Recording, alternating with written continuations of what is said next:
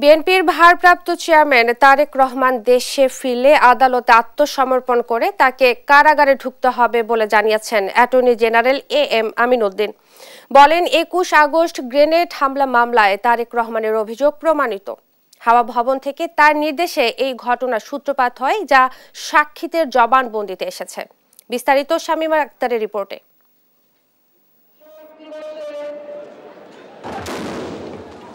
২০০৪ সালের ২১ আগস্ট রাজধানীর বঙ্গবন্ধু এভিনিউতে আওয়ামী লীগের সমাবেশে ভয়াবহ গ্রেনেড হামলায় নিহত হন ২৪ জন, আহত হন আরও অন্তত ৩০০ জন। অল্পের জন্য প্রাণে বেঁচে যান তৎকালীন বিরোধী দলীয় নেত্রী, বর্তমান প্রধানমন্ত্রী শেখ হাসিনা। ২০১৮ সালের ১০ অক্টোবর বিএনপির ভারপ্রাপ্ত চেয়ারম্যান তারেক রহমান সহ ১৯ জনের যাবজ্জীবন কারাদণ্ড ও সাবেক স্বরাষ্ট্র প্রতিমন্ত্রী লুৎফুজ্জামান বাবর ও সাবেক উপমন্ত্রী আব্দুস সালাম পিন্টু সহ ১৯ জনের মৃত্যুদণ্ডের রায় দেয় বিচারিক আদালত। উচ্চ আদালতে চলছে এই মামলার আপিল শুনানি। মামলায় মৃত্যুদণ্ডপ্রাপ্ত আসামিদের পক্ষে যুক্তিতর্ক উপস্থাপন করছেন আইনজীবীরা। জুন মাসেই এই মামলার হাইকোর্টের বিচার শেষ হবে উল্লেখ করে attorney general M Amin Uddin জানান, যুক্তিতর্ক উপস্থাপনের জন্য প্রস্তুত রাষ্ট্রপক্ষ। আমাদের খুব বেশি হলো 10 দিন লাগবে। আমরা এত সময় নিব না। আমরা লিখিত জমা দিব যেন আদালতের পক্ষে এবং অপর পক্ষ যারা থাকেন তারা যেন সহজেই আমরা কি বলতে চাই এটা বুঝতে পারেন এবং তাদের যদি রিপ্লাই থাকে তো রিপ্লাই দিবেন। এই জন্য আমরা লিখিত সাবমিশনসটা জমা দিব এবং মুখে বলার সাথে সাথে আমরা লিখিতটা জমা দিব, যার কারণে আমাদের সময়টা অত বেশি লাগবে না।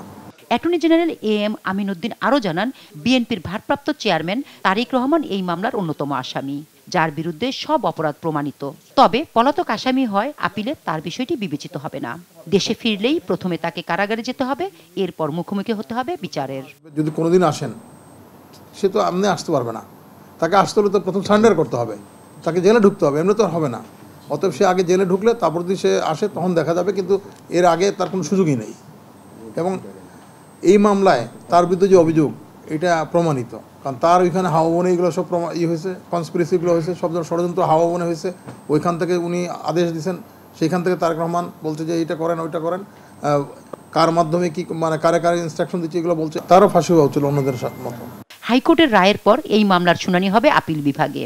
এরই মধ্যে শেষ হয়ে গেছে ২০ বছর। এই মামলার চূড়ান্ত নিষ্পত্তিতে আরও দীর্ঘ সময় লেগে যেতে পারে বলে জানিয়েছেন সংশ্লিষ্টরা। সাজাপ্রাপ্ত আসামিদের মধ্যে লন্ডনে থাকা তারেক রহমান সহ ১৮ জন পলাতক এবং ১১ জন রয়েছে কারাগারে। শামীমা আক্তার, দেশ টিভি, ঢাকা।